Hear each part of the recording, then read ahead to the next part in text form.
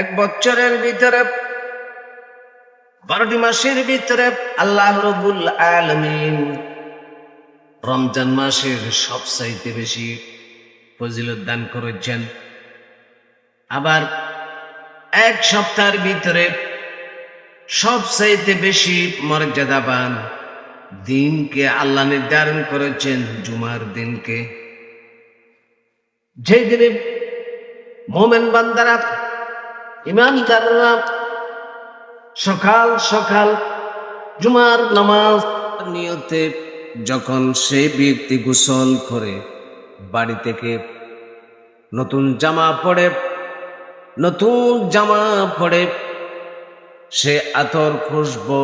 ব্যবহার করে রাস্তার ডান পাশ দিয়া আল্লাহর ঘর মসজিদের দিকে যখন বান্দা ছোট্ট